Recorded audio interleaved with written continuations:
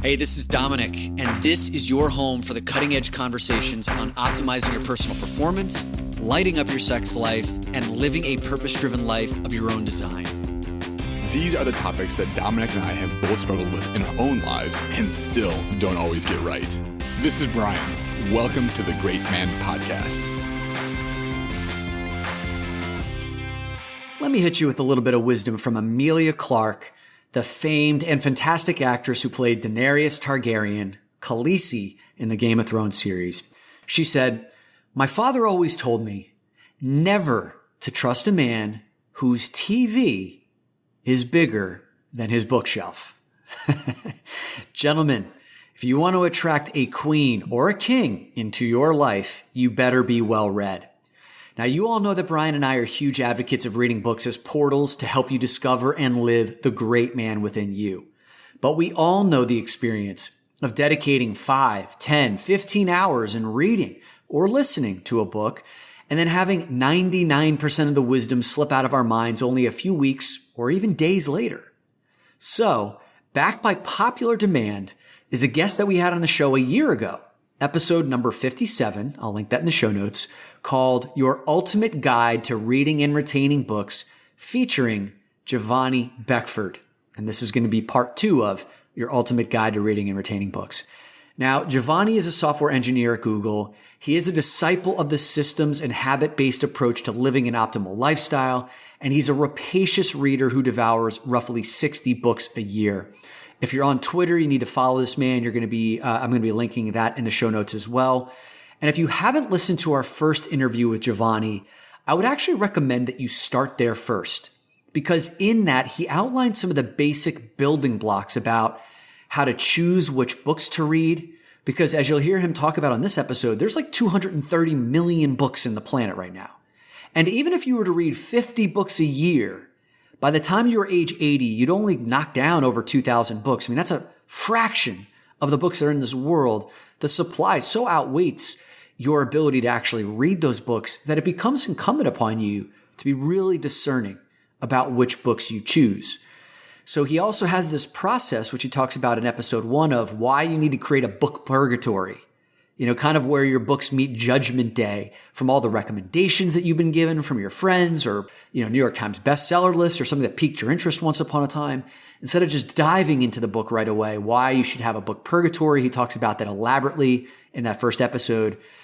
And he also talks about this awesome system of why you should dismiss the 1 and 5-star reviews that you see on Amazon, and why you should favor the 3-star reviews instead to inform your decision on why to read a book.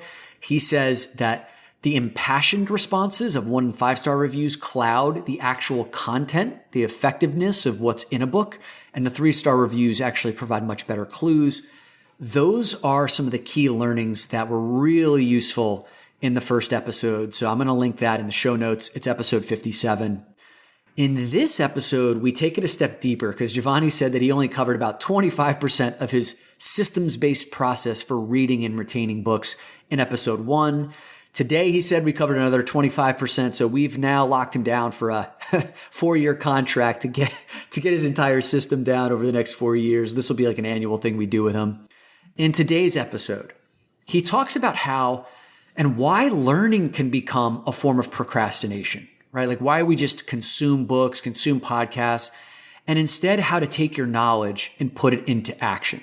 He shares a 5-step color system that Juvoni uses to highlight and capture the biggest ideas in each book he reads. That's near the end of the episode.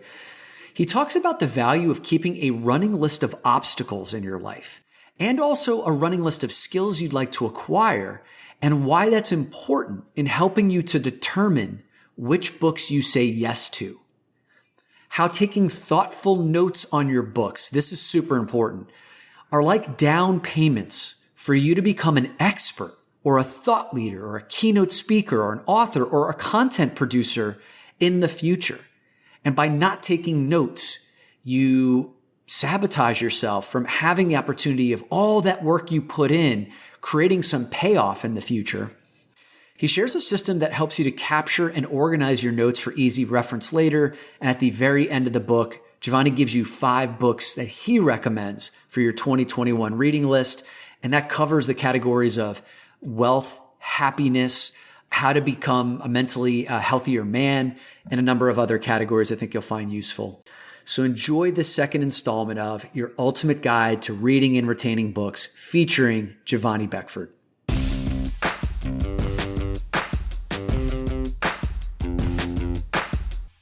All right, Bri, this is always one of the favorite conversations that we get into on the show. We're talking deep about books, how to read, retain books, and we have back one of our most popular guests from our show this year, Juvoni Beckford. Before you chime in here, man, Bri, how excited are you to get into this conversation today? Super pumped. Last time Juvoni said that he gave us only 25% of his notes on book reading and systems, and I can't possibly think of what is in the next 75%, but I'm really pumped to find out. Welcome, Juvoni. Love having you here, man. Yeah, thanks for having me, guys. I'm super excited. Yeah, you know what? I think, Juvoni, you were one of the first few people that Bryan and I both saw, after quarantine, after the 2 months of quarantine. We went to the Williamsburg baseball field, pulled out our old gloves and our mitts and some baseballs, and we had a chuck. It was like one of the more rewarding experiences of coming out. We needed that. That felt so good. That did feel good. That was the first time I threw a baseball, I think probably in 3 years, and the last time I threw a baseball. I feel you, man. Now, Juvoni, it's awesome to have you back here. You came on the show. I think we had an episode released in January, episode number 57, called Your Ultimate Guide to Reading and Retaining Books. Because, there's that phenomenon that I think a lot of us experience of reading a great book, investing hours of our time. Some books take 3 hours, some books take 5, 10 hours. And then a month or so later, when someone asks you, what'd you think about that book? And you can only sputter out 1 or 2 things that you remember. It's a little bit defeating. It's okay, how do we retain more of that information? And you've been a student of systems and processes to help you get the most out of your book reading experience. So why don't we maybe just kind of dive in there, let our listeners know why you're so passionate about that. They can always go back to that first episode and unpack a lot of that wisdom, but maybe at a high level, why are you so passionate about reading books? How many do you read in a year, and retaining that information? I'm passionate about reading because it's a form to me of gratitude to the guides, gratitude to those who have came before me, those who have shared the passion with the world. To me, it's one of the greatest opportunities in the world. There are probably around close to 230 or 40 million books in the world. With our lifetime, with our lifespan, we could probably, if we were to read 50 books on average, and even that is a higher number for most people, but even at the average, by the time you're 80, you'd have only read about 2,100 books. So that's a fragment, a drop in the bucket. And even when you think about school and learning, that experience too has its ups and downs. And so for me, I despised reading for much of my life. And I had to work to unlearn that and realize that I have the power to take my education into my own hands. And I can use books as a way to be able to survive and thrive in the world and to help people. I remember you saying when you were a kid in the last episode that whenever you got punished from your mom, the punishment was to go to your room and read books. Yeah. And so you associated reading with a punishment for most of your life. Yeah, it was definitely something that I understood the motivation, because I was using a lot of time playing games, watching TV. And in our circumstance, for a lot of families, sending their kids to a good school is the way out. That's the way out of the small town. That's the way out of the hood. And so my mom saw me as one of the hopes for the family. Actually, my younger brother was kind of the gifted child, and I was kind of left alone, which I think worked out in the long run because I was allowed to let my curiosity just roam free. So for me, realizing that learning was something that I can do to create value in the world and to bring my family out of poverty became something that it had very strong incentives for my own learning journey.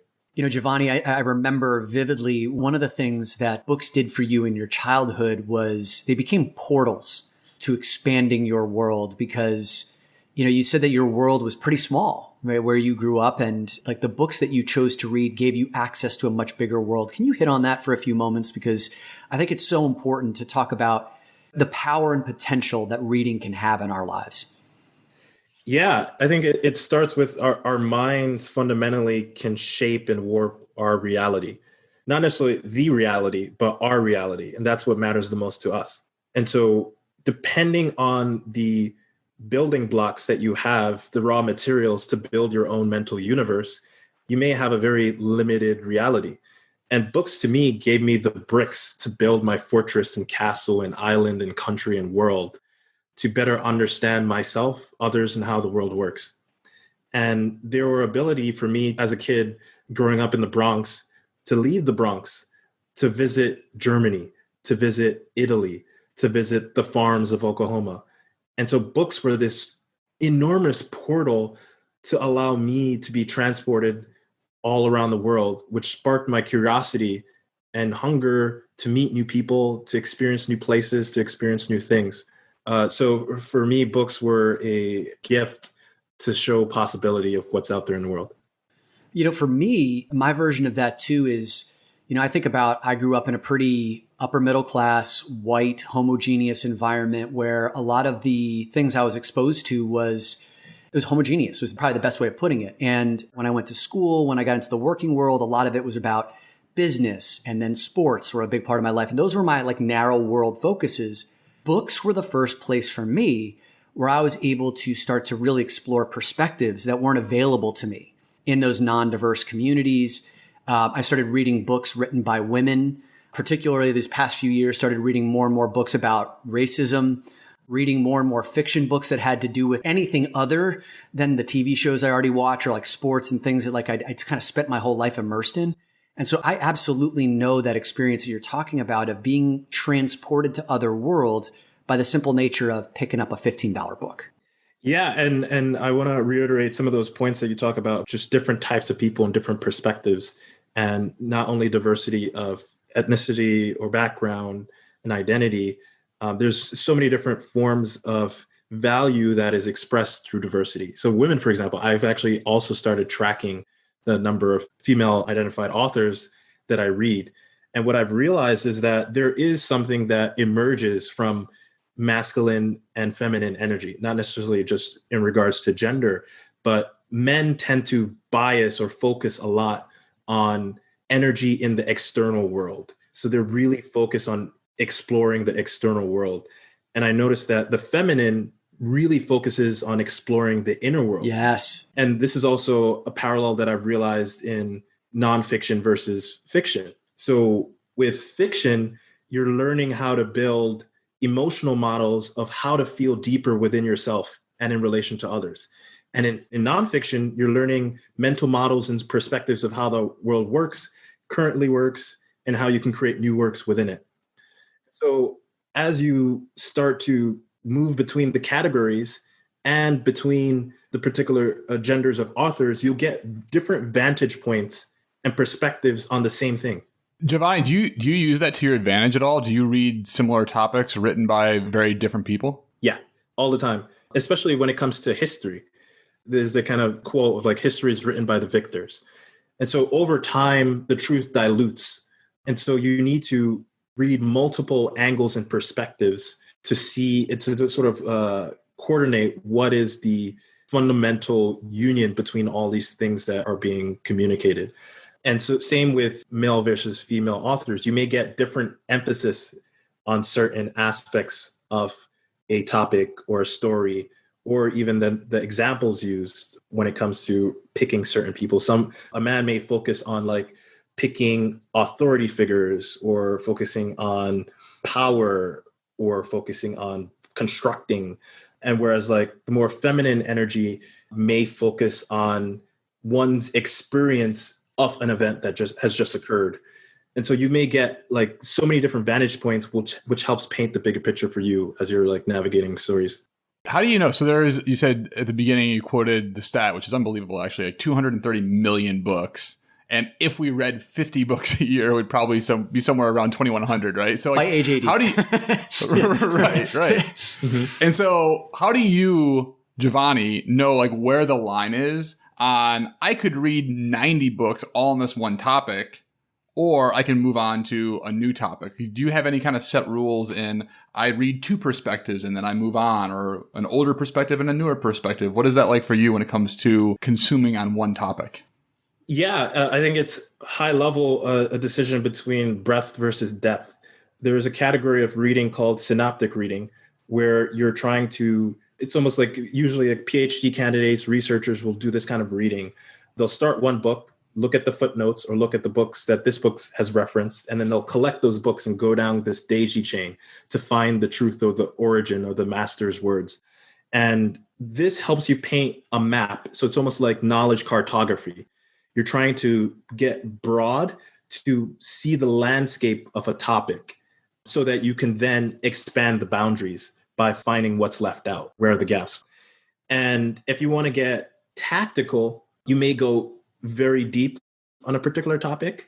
But if you want to do lateral thinking or adjacent thinking or associative learning, that's almost like a simile or a metaphor for reading. For example, there's one great book called Algorithms to Live By. So this book is a combination of a computer science book meets self-help. And so what they've done is they've looked in different patterns of the world, like finding a parking spot. And they've looked in computer science and saying, okay, what's an algorithm that we use to search, and knowing when to stop? So there's a category of searching algorithms. And so with that, it's like if you've driven for a certain amount of time and you sample this data set of like, say there are 10 cars, all you need to do is sample maybe 30% of that or 3 cars to predict if there's going to be a parking spot or not. And so it's like a optimal stopping algorithm to figure out how much time should you invest before there are diminishing returns of continuing to search. And so you'll find these certain categories of books that take different ideas from different domains and mix and match. And there's also just more broad or dynamic reading where you may not find an immediate connection, but you're looking for a metaphor. So oftentimes storytelling is something that can be generally applied. And this is something that I've learned now that I haven't been using it as much. So oftentimes when you think about storytelling, you think about fiction, but storytelling is actually very effective and potent with nonfiction. Reason being is that in general, when you're making movies or when you're trying to write a story, there is something deep within human nature, this collective unconsciousness, this resonance with the hero's journey or the story arc, the 3-act arc. And this is just this form of invisible ink that screenwriters use to embed meaning deep within our consciousness. And it's this guile rail that humanity is just following. And even within our dreams, this pattern continues to like reflect. We go in these cycles of the hero's journey. So you can take the concept of storytelling and the 3-act arc and apply it to nonfiction, something that's very academic and something that's very like dry, and make it much more consumable for people because there's this deep resonance with the hero's journey. To that point, one of the best books I've read this year, and it's now on like my all-time bookshelf. So one of the things I created over this last year was like, there's an exalted list on my bookshelf behind me of like the top 15 books I've ever read. You know, these are the ones I go back to over and over again. They've created a meaningful shift in my life. And one of those books this year was Untamed by Glennon Doyle. And Glennon is a woman. She has written, I think, 3 new like best-selling books. The entire book, Juvoni, is a series of 2 to 5 page stories about her life. And Untamed is basically like her life's journey of when she was a young girl, kind of being put in a little cage of socialization around what a girl's supposed to be and how she's supposed to behave. And she created this life that wasn't her own and ended up marrying a man, even though she was a lesbian, having kids, and then ended up with a drinking problem, drug problem, almost destroyed herself and her family. And she's just extraordinary in her honesty, extraordinary in her self-deprecation, but also like not going too far. And every chapter is a story. It's all masterful storytelling. And what I found that she's so gifted at is through story, shutting off my analytical mind so that I can now go on this like, and it's such a gift. You know what I mean? Like guys like you who's like, you know, super analytical too, like it's a gift to be wrapped up in a good story where like we can take a break from that monkey mind and then feel something. And her writing makes me feel something. So again, that goes back to also some of that feminine inner world type of experience. So I recommend that book to anybody who wants to like kind of be cracked open to their inner world. But I'm just saying that to double down on everything you just said, man. Yeah, thanks for bringing that up. I think I've learned this through my own journey that emotions are fundamentally key to memory and skill acquisition. When I'm in my analytical mind, I need to consciously maintain this formula or this mental model. It stays in the conscious, it doesn't get down to the unconscious, it doesn't get transported into the long-term memory unless it's through like a ton of repetition. Yes, yes. And so with stories or the unconscious, there's this emotional resonance that more quickly embeds it deeper into the unconscious and deeper into long-term memory. And that's why it's like, if you want to allow society to remember lessons, you don't give them a rule book or formula, you give them a story. And so that's how you have cultures and tribes using stories to pass down lessons from generation to generation to generation. What you just said is massive. And I think about this, it's in the business world where I spent 15 of my years, it was all about intellectual stuff. And for a message to stick, you had to rely on repetition, like you just said. You know how fucking exhausting that is and how time consuming that is to do it over and over again, meeting in the intellectual, versus if like a man can communicate and learn how to tap in his emotions so that when he tells a story, the message goes in bang, like once.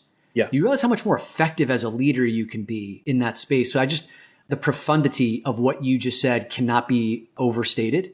So what other pearls of wisdom do you have for us, Juvoni?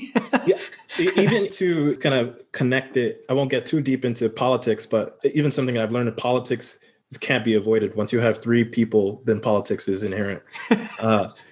So right now there's this kind of battle of trying to use facts to convince people, but you're not going to convince people with facts. Right now is this war game of who can tell the better story, who can tell the better narrative.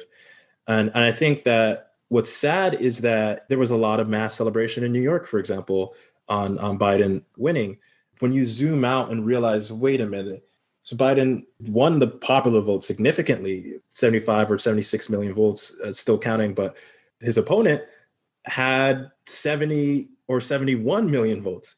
That is a significant portion of the population that is almost a mirror. It could be a mirror for them of 2016, of this mass somber sadness. So a different story or narrative is playing out in a different part of the world.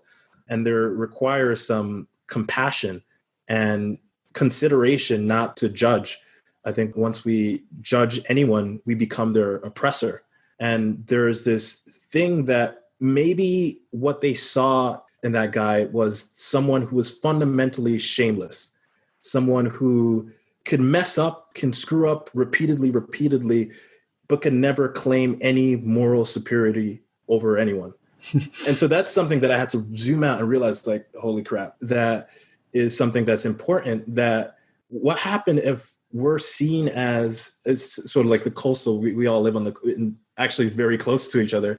If we're seen as being the anointed ones, the righteous, the ones who have moral superiority over half the country, like that's not a good feeling. So I think there's going to be a lot of learning and sort of going back to the basics and breaking up bread to allow this country to come back together. And stories are going to be key to that. Yeah, one of those stories along those lines, Juvoni. I mean, well, first of all, President-elect Biden, and we're recording this just a few days after the announcements have happened, so we're not sure exactly when this episode's going to release.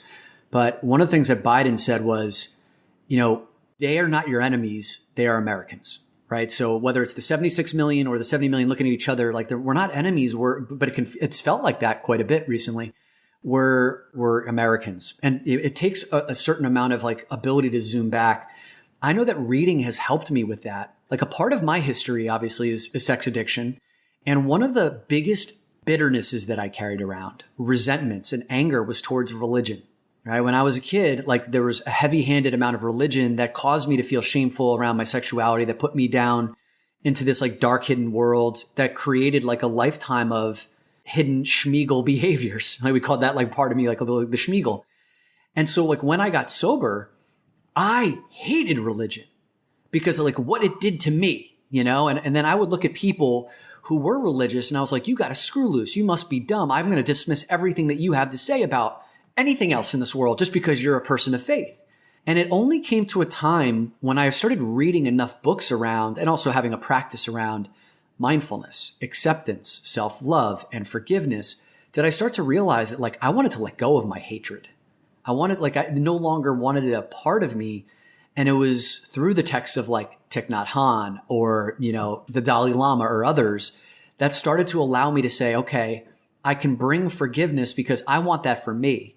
And then eventually I was able to start seeing people of faith in a totally different light. And some of the closest people that I have in my life and some of the men in the mastermind, Bryan, are deep men of faith who know me, who love me, and all my checkered past.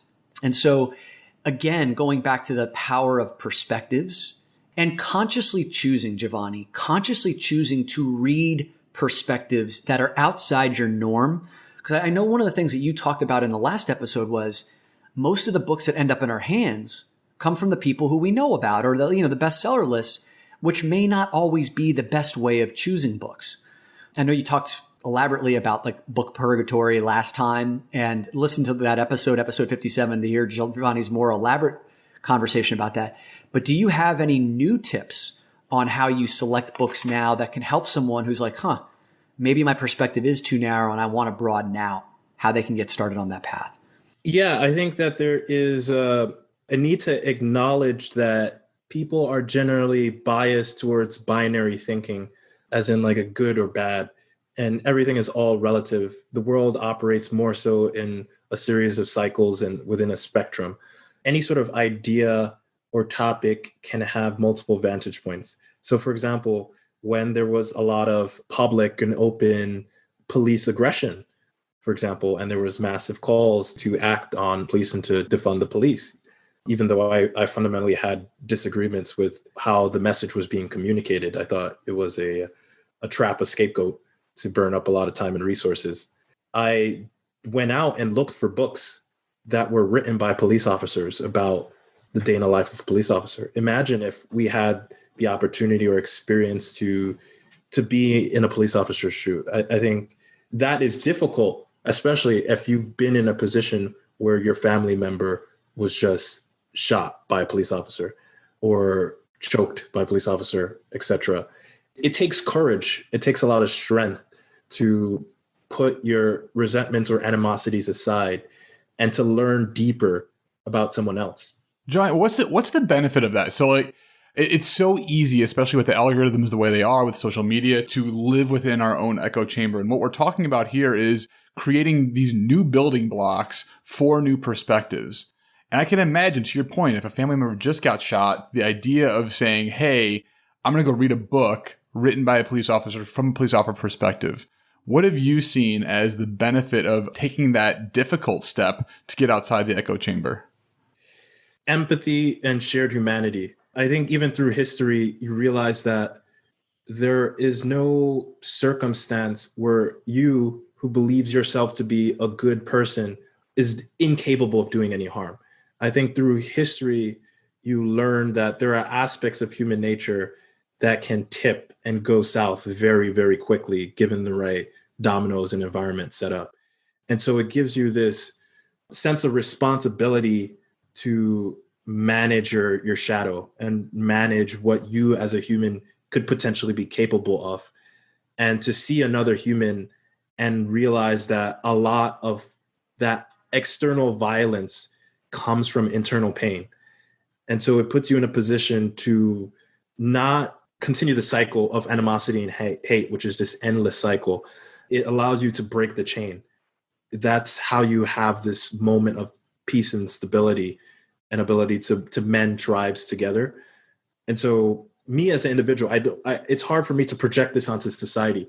I think this is just me as an individual. This is what I can do within my realm of control, is to understand someone so deeply that I see that they are just like me. And I don't other them. They don't become they. They become my brother, my sister. We're all part of the same tribe. And this can sound sentimental or woo-woo, and this can also be rational, as in, especially if you're going through a traumatic moment, to stop and say, I'm going to read a book. What I had to learn is I need to feel my feelings in the moment. I had to let that rage bubble up. I couldn't suppress that.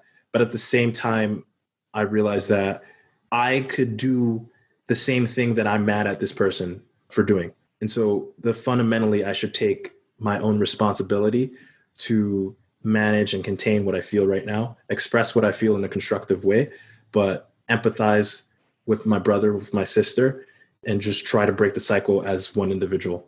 Yeah, that first step to breaking a cycle can be difficult and painful going through it.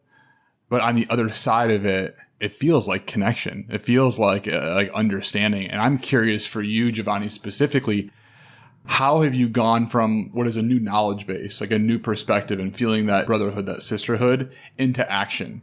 I know last time we talked, not on the podcast, but after that, you recommended, I believe you recommended White Fragility.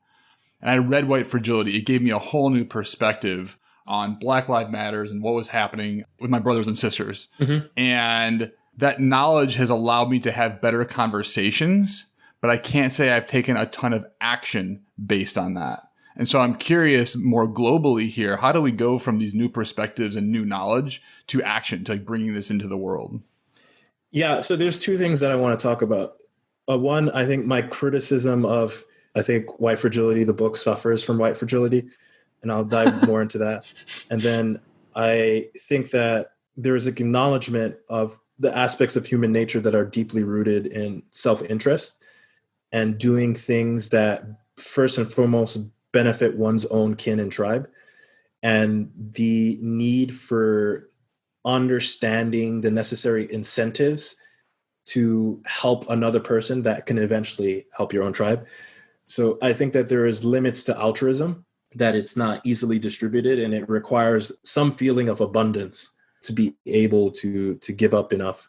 Back on the point of the white fragility, I think that there is a risk of anti-racist initiatives to in themselves be racist initiatives, because it continues to prop up this overly identity-based narratives, especially when it comes to the Black community, or even that phrase in of itself, the Black community. What does that mean? I know that I am West Indian. My parents come from Jamaica, and culturally, it's very different than someone who's African-American and grew up in Georgia, or very different from someone who is African and grew up in Nigeria, in Lagos. It's very different cultures. And so it can almost be comparing someone who's like Irish and British. There are very deep cultural conflicts and histories and disagreements, and it may not be conductive to bundle up into the same basket. So I think that there are parts or aspects of the experience of those who are perceived as African Americans within different parts of the country, and also different socioeconomic classes. There is a subset of African Americans who like went to Ivy League schools and have a different ideology than the more like blue collar people, or those who are more entrepreneurial. There's a lot of different perspectives amongst that. When it comes to action, I think that it requires more sort of skin in the game, or more public commitment.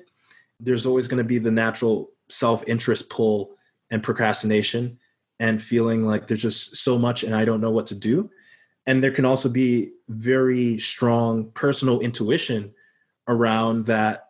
I know that there are these causes, but something's a little bit off about this cause. Like I don't really know if my dollars would be put to use if I were to contribute. I see everybody's doing this and contributing to this cause, but how effective are they really? How long have they been around? How come I haven't seen as much impact? So it really requires more necessity and personal incentives to take action. I think that there is this copying of desires and virtue signaling that is rooted in performative activism and inauthenticity, which may end up doing more harm, because the people on the front lines, or the people directly impacted by racism, will be led to believe that they have a lot of allies when the time comes and they do not. So I think for each individual, it requires just honesty with oneself to realize, is this a desire of my own, or is this a virtue that I would basically be seen as being one of the anointed, one of the righteous, one of the morally superior? Juvoni, thank you for that, man. And I want to pull the lens back on taking action when it comes to reading books in general, Yeah. right? Because, one of the things that I see a lot of men doing is they consume a ton of books or consume a ton of podcasts. I had someone reach out to me recently and say, yeah, I've listened to 600 hours of podcasts on Stitcher this year. And it's like, okay, you can listen to a lot of information, but eventually it becomes mental masturbation. If you're reading and consuming and not putting into action, then like, what kind of change are you really creating in your life and the communities that you sponsor? So you talked about, before we hit record today, rapid experimentation in the real world about Yes. stuff that you read and also communities and learning. Can you expand on some of these concepts that you've had about taking what you've learned and putting it into practice in your life? Yes, I'm a big believer in trying to do problem-driven reading. So reading because I have some real life obstacle and I have a need or necessity to overcome that obstacle and to learn from others' experience. But before I do that, I will attempt to solve that problem on my own, just using my own experience and intuition before I start reading. But if there comes to a point where I'm like not being as effective and I don't have like an immediate network that can help me, and it's something that the knowledge I may want to reuse again and again, it becomes like something that I see as a core competency, then I'll make an investment to read. But reading can easily, or any sort of learning itself can become a form of consumption and endless procrastination. Yes. So there requires a need to create personal systems to produce new knowledge or to learn it in public and share your journey and your experience with others. So Juvoni, just to be clear on that. So before you jump into a book, you have almost a purpose behind the need that you're trying to solve. Yes. So rarely, or maybe not ever, do you go into a book just being like, let's see what happens. There's something specific that you're looking to do to change. Yeah. And it goes back to my same point about there being 230 million books in the world and I can only read 2,000. So there's a certain number of like slots, so to speak, in my lifetime. I try not to think about that consciously, but I try to have systems like my book purgatory system, which is my waiting list where books go to await judgment day, as well as keeping active track, having a running list of obstacles in my life that I'm stuck on as part of my journaling system. And as I come across or see certain or get incoming book recommendations, I'll think about, okay, does this book relate to a problem or obstacle currently on my list or on a friend's list? When I'm speaking with close friends and they're going through problems, I'm also eyes and ears for them and things that they're trying to work towards. And so I usually try to like using books as the key to lock doors. So if the book is not the right key, then I'll just put it on the keychain for later. And I may come across another door that this book can unlock. Juvoni, this is so good, man. If we could highlight a podcast, this would be the point to highlight, because I have book blue balls right now where I have all these books that have been recommended by multiple people, which in our last conversation, when I look for that, like it has to be recommended like 3, 4, 5 times before you actually like put it into purgatory or bring it off the shelf. And so I feel like this growing list of books that I want to read for various reasons, but I've never consciously said, what is the obstacle in my life that I would like to have this book help me with and help me understand? So that's going to help me prioritize my list that's causing this book blue balls. Yeah, there's something to say of the universe will help you out and help guide you, but having a little bit of an intention helps. And after a while, you start to build your internal compass. And so that's another exercise that I use of picking keywords to act as my northwest, south, and east, something to guide me through the year. And certain themes that I resonate within books are also my compass. If I'm really stuck on this problem that I'm trying to work towards, then I develop the ability to create, almost become my own keysmith. Because after a while, once you've read the book, you can start taking notes that are personalized to you. You can start writing articles or essays or video content. And then you start creating keys for other people. Oh, man, this is good. After a while, you realize that, okay, there's this potential to compound the knowledge, not only for myself, but for other people and for the ideas and content that I want to spread and share in the world. So there's this system that I recently discovered called the evergreen note-taking system. And the evergreen note-taking system is inspired by this book called How to Take Smart Notes by this guy named Nicholas Luhmann. And Nicholas Luhmann wrote over 50 books in his lifetime. And he had this system to realizing, wait a minute, I don't have to start with the book in mind. I can write my notes and title them in a way where they're these completely coherent atomic statements. So you can think about notes as in like clear notes as building your own elemental system, your own atoms that you then combine to create new notes or essays or other contents. So by that, you can have a note that's focusing on one topic. And so you can title it with a statement. So it can say that every good note should be able to reuse or combine into two notes. So you should have focus on one topic or idea that is atomic and composable into new notes. So just to come back here for a second. So we are consuming a book for the purpose of solving some sort of obstacle in our life. And you're taking notes in order to then produce. So you're consuming and then you're creating. You're putting something else back out into the world that's some sort of refinement of what you read based on these elements that you're putting together. Do you have an example? Like, is there a book that you've read recently that you like took a note and then I don't know if the other element comes from a different book, or how has that looked in practice for you? Yeah, how it's looking in practice for me is it's converted me to being someone who simply takes notes and synthesizes notes to someone who is creating personalized and reusable notes to write multiple books in parallel.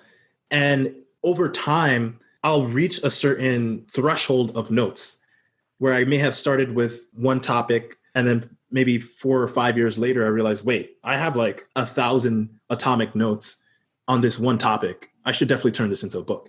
So it allows for emergent writing and emergent essays, emergent books. So a lot of people get stuck on like, oh, I'm not sure what book I want to write about. What happens if you just use your life as a compass or a guide? Whatever you experience, you try to encapsulate a note. And over a course of a lifetime, you will have this ecosystem of all these different notes at different stages of development. And you can just say like, okay, this bundle of notes is this book. This bundle of notes is this other book. You don't have to narrow down yourself prematurely. You allow the emergent thinking to just happen naturally. So you don't know what book you're writing, but you are. Right. Like you actually, like you're doing down payments on the option, right? Yes. To either write that book in the future. I mean, for me, the way that worked out was like, I turned those into keynote speeches. So, when I started reading all these books on productivity and focus in your life, like The One Thing by Gary Keller and Essentialism by Greg McKeown, like a number of those books, those ended up becoming my keynote speeches. Even when I didn't know I was going to be a keynote speaker, I was like, oh, I can go back and review all the notes I had here. And now I've got not only Dominic's opinion, but I've got research. And so it brought it all together. So it's like this note-taking process buys you the ability to become a thought leader at any point in the future. Yeah, exactly. And one key way to think about it is say you're writing a note, maybe some tool like Evernote, you'll focus on just the title of the page or even thinking in terms of tags like finance or community or operations or project management or podcasts. You can start thinking of your notes or multiple notes as being collections all related to the same thing. So you can think about a collection of notes of when I want to save money, do X. And that's a category of notes, or rituals around community building or rituals around morning routine. So you start to think and collect things around that. So when I have a title that's rituals around morning routine, that can be one or more things that aggregate up into that title.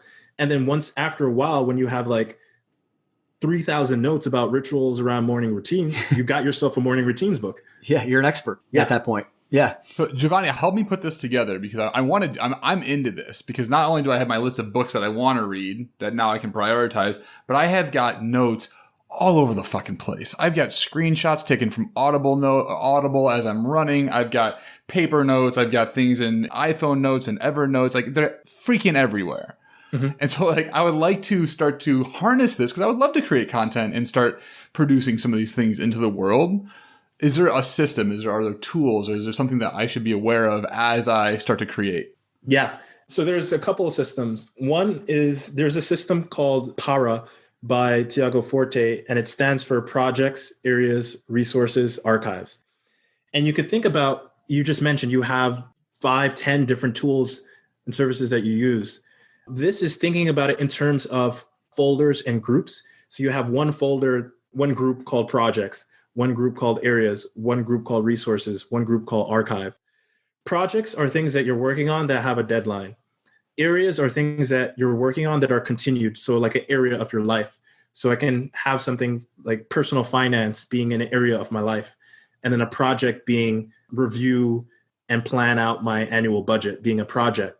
And a resource can be a collection of articles and tips and recommendations around planning your annual budget. And then the archive is when any of those things are no longer relevant, but you kind of want to store it away. So you can have your Evernote, and you can create this grouping or folder system. You can have your Dropbox or your Google Drive create this folder system. You can have your to-do list. You can create this folder system. You can have your Otter. You can have your podcasts and create this uniform conveyor belt that is horizontal, cutting across all the tools that are projects, areas, resources, archives. And it allows you this uniform system of organization. Yeah. If you saw my folder structure right now, you'd be very disappointed. It's not para. Yeah. So Juvoni, I know you're pretty passionate about this highlighting system that you've got going down. What's that about? Yeah. So there was a point in which I started my reading journey, and I was either taking notes in the margins or folding the pages. Yep. We all start there. Yeah. And then it became evident that when I was borrowing books from the library or when I didn't want to damage a book, I realized that I needed a non-destructive way to be able to indicate something important in a book and derive meaning from those markers. So I developed a system using Post-it flags to going about and labeling particular pages. And so it uses the primary color system as well as some extra colors that are blue, red, green, yellow, orange. And each color has a particular meaning. So we'll start with blue. So blue is when you're reading a book and you come across a big idea. So blue stands for big idea. And that can be a very highly resonant topic or point to either relating straight back into the title. The title of a book is simply all the ideas compressed into one thing. And so a big idea is like you expanding that title out a little bit. Sometimes the author will explicitly mention, if there's one thing you remember this. Or if you read a couple of chapters and you find like a common theme that's tying the book together, that's your big idea. The next thing is the red. The red is actually one of the most important colors. Red stands for antagonism. So this is when you're reading and you come across an idea that you disagree with, or that's confusing, or that has changed what you believe to be true. If you thought you knew something and this book provides evidence or example of something that's like counter to what you believe to be true, that's changing your opinion, that's making you unlearn something, then you're basically going to battle with that idea. And by explicitly marking it, you're removing the confirmation bias trap and you're leaving a foothold for something that can fundamentally change your beliefs. Yep, that's powerful. And so that's an antagonism. And I think most of the value that you're going to get from books is to collect these antagonisms. The next one is yellow, which is the G, which is general ideas. So this is going to be the yellow flag, and this is more common color for highlighting. So this is just a general idea of a chapter. And usually a collection of yellows for a chapter can bubble up or compress into a blue. So it's like the blue has a lot of supporting points, and these are usually like the resonant yellow highlights. The next one is E, which is the orange color, and that's going to stand for external references or external examples or external quotes. And these are very highly resonant diagrams, externals, quotes, or things that really tie the book together to help support the claims. And then the last one is L, which is the green color, which is a list of ideas. So the green color actually came about because I started running out of yellows. So I needed a way to sort of say like, okay, there's going to be a lot of back-to-back points. Either they say first this, second this, third this, or these bullet points that break out into other sections. So the green is where you kind of let yourself know that you should slow down because there's going to be a lot of points. After a while, you'll be able to see, going through all these colors, you'll be able to see the shape of a book. You can, once you finish the book, it's going to look like a rainbow. But after a while, you can read all the blue stickers to see what are all the big ideas of the book. Read all the red colors to see what are all the difficult topics or ideas that you're going to personally have to go to battle with to flesh out to see where it fits or how it shapes your reality and so forth. So this is the bagel method that I've been cultivating over the last 10 years of reading books as a way of progressive summarization and meaning making for the books that you read. I love that, man. And, as I'm thinking about approaching an idea like that, like the way I could get started, the two big ones that felt really powerful for me were blue, big idea, and the red, antagonism, and eventually like work my way up to integrating like yellows, oranges, and greens. But like that, the red one, the antagonism, where it's something I disagree with, or it's confusing to me, or it changes my perspective on something. I have to grapple with it. That's a really powerful mechanism. So thank you for those, man. Yeah, you're welcome. All right, dude. Take us away with like, what are some books that you would recommend to our audience for the 2021 reading list? Yeah, sure. First off, I'll start with a new book that came out called The Almanac of Naval Ravikant. It's the culmination of very potent wisdom, very dense wisdom by an entrepreneur named Naval Ravikant. He's part entrepreneur, part philosopher, although I think he would be a little bit shy to be called a philosopher. But in general, he is someone that's incredibly insightful. And this book is a guide to wealth and happiness.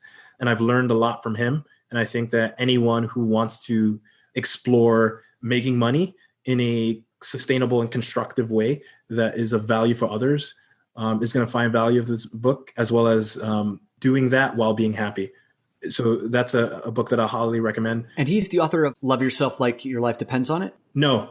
So this is, I think he actually did not write this book. Somebody wrote this book on his behalf. Okay. But he did not write that one. The next one is a book called Nobody Wants to Read Your Shit by Stephen Pressfield. Oh, yeah, he's awesome. And so he's wrote a number of books. The War of Art and some others to name it. This one I really enjoyed. This goes back to the idea that I was talking about earlier about the narrative arc and the hero's journey. So this book teaches you how to see it play out in life and teaches you how to integrate it within your own writing.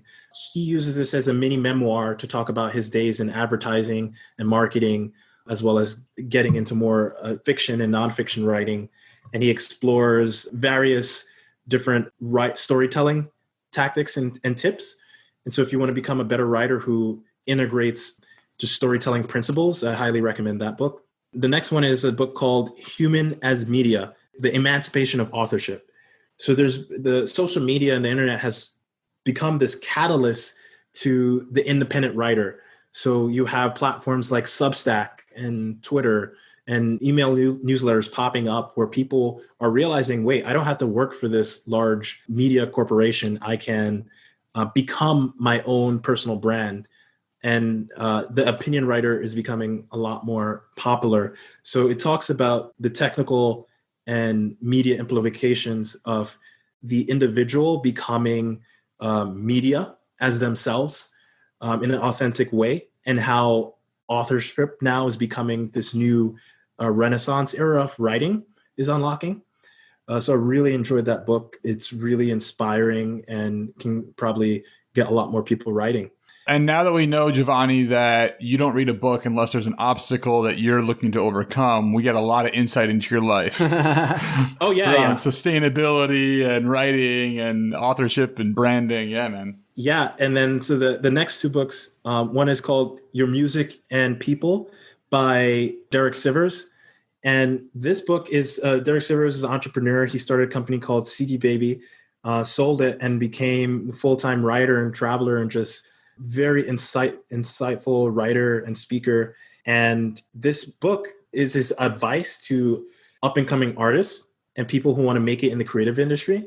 But there are a lot of parallels to life, as well as parallels to how do you go about building an audience? How do you go about forming a team around you to support your creative work? So I really enjoyed this book, and I think others will as well. And the last book is a book on mental health. So this year, 2020, was very challenging for many. It was especially challenging for me. And I had to work through a lot of mental struggles this year. And I needed to sort of unplug and take time off to really take care of my mental health and self-care. I'm someone that's I pride myself in being of service of others. And this year I wasn't able to do that to my full capacity. One, logistical reasons, and two, my tank was on empty. And this book is called Reasons to Stay Alive by Matt Haig. And he wrote this book while he was in a very serious depressive state. It's a book that's part memoir, part poetry, part fiction, just real life. It's one of the books that I felt like I deeply related to. It's very hard to find someone or experience, or even writing. Sometimes it feels like if you're in a dark place, you're the only one going through it. Or sometimes it's hard for media to really capture the experience. I think this book is one of the few that I've come across that really captures deeply the experience of depression and provides this somber yet hopeful personal manifesto / decoration of resilience and hope for the future, to really see that even though what you feel right now may feel like the end of the world, there are still reasons to stay alive and stay in the game. There are people that love you. You're first going to have to start with learning how to love yourself again. And for me, that was very important to remember things like self-love and compassion, things like gratitude, and also realizing that people want to help you and trying to create space and time and invite people one by one if you have to. That's what I had to do. It can feel overwhelming when everyone is kind of clamoring to help you. And so I had to communicate that right now I'm taking the time for myself, yet be open to still invite people back into your life. I think in solitude has its time and place, but fundamentally we're social people who really thrive in community and in tribe with ourselves and each other. Yeah, man. I had a chance to witness some of your social media narrative during some of your more challenging moments. And I thought you did an exceptional job of just letting people know, hey, if you've texted me or if you reached out and you haven't heard back from me, here's what I'm going through. And it was like this really, I thought, brave and thoughtful expression of where you were at. And, I've started to follow a number of folks who have depression as a part of their life experience and who share about it openly. And that last part that you just talked about, which is there's a part of you that needs to go. One of the things I've learned in witnessing is there is that part of you that sometimes needs to go on your own and recover and take care of yourself. And then there's also that tipping point of if you stay there too long, it becomes isolationism. So even learning that skill of being able to say, I don't want to, but it's time to reach out. It's time to human interact again. And for me, as someone who employs someone and she speaks openly about depression, learning how to understand that as an employer, learning how to understand that as a friend, to be able to speak that language is something that I want to become better at, because I don't know what that's like. I don't know what it's like to feel helpless or to be the only one who feels like they're going through that. So I appreciate you offering up a book that can help me to, like you said, at least touch it in some way that feels like it represents your experience in some way. Well, dude, thank you. This is hopefully going to become an annual tradition where we bring you back on every single year. We're going to call this one the Ultimate Guide to Reading and Retaining Books Part 2. So we'll just make it a Part 3 next year. I feel like 25% last time. I feel like we got a solid 25% more. Yeah. I would so agree. we got a total. We got a 4-year thing going on. We're at 50% right now. Yeah. Cool. We got a 4-year contract. Good. We're locking you in, Juvoni. The problem is Juvoni learns so fucking fast that he's got new systems every year. Yep, so true. Maybe it's twice a year. Maybe that's the key. Well, thanks for coming back again, buddy. Appreciate you. Yeah, thanks for having me. All right, gentlemen, now it is time to take action from this robust conversation that Juvoni shared with you about how to read and retain books. What's one insight you're taking away? Are you going to be grabbing one of the books that he recommended or that I recommended on the show so that you can put it into action? Remember, he stated early in the episode that learning can become a form of procrastination. Listening and just devouring and consuming info can become a form of procrastination until you choose to put it into action. And when you've chosen which action you're going to take. I want to know about it. Head over to the Great Man Within podcast Facebook group for men and let us know what action you're taking.